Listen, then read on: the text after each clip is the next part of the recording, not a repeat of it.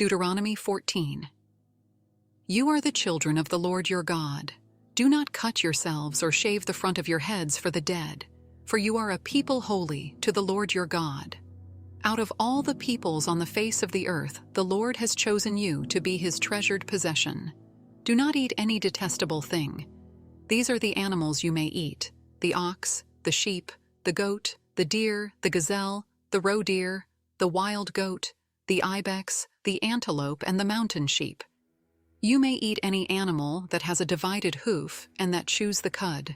However, of those that chew the cud, or that have a divided hoof, you may not eat the camel, the rabbit, or the hyrax. Although they chew the cud, they do not have a divided hoof. They are ceremonially unclean for you. The pig is also unclean. Although it has a divided hoof, it does not chew the cud. You are not to eat their meat or touch their carcasses.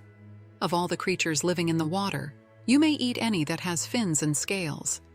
But anything that does not have fins and scales you may not eat. For you, it is unclean. You may eat any clean bird, but these you may not eat: the eagle, the vulture, the black vulture, the red kite, the black kite, any kind of falcon, any kind of raven, the horned owl, the screech owl, the gull, any kind of hawk, the little owl, the great owl, the white owl, the desert owl, the osprey, the cormorant, the stork, any kind of heron, the hoopoe, and the bat. All flying insects are unclean to you. Do not eat them. But any winged creature that is clean, you may eat. Do not eat anything you find already dead. You may give it to the foreigner residing in any of your towns, and they may eat it, or you may sell it to any other foreigner. But you are a people holy to the Lord your God. Do not cook a young goat in its mother's milk. Be sure to set aside 1/10 of all that your fields produce each year.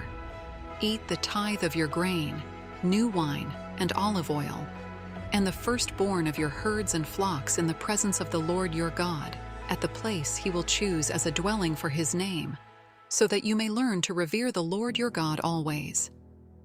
But if that place is too distant, and you have been blessed by the Lord your God, and cannot carry your tithe, because the place where the Lord will choose to put his name is so far away, then exchange your tithe for silver, and take the silver with you, and go to the place the Lord your God will choose. Use the silver to buy whatever you like: cattle, sheep, wine, or other fermented drink, or anything you wish. Then you and your household shall eat there in the presence of the Lord your God, and rejoice. And do not neglect the Levites living in your towns, for they have no allotment or inheritance of their own. At the end of every 3 years, bring all the tithes of that year's produce and store it in your towns, so that the Levites, who have no allotment or inheritance of their own, and the foreigners, the fatherless, and the widows who live in your towns, may come and eat and be satisfied, and so that the Lord your God may bless you in all the work of your hands.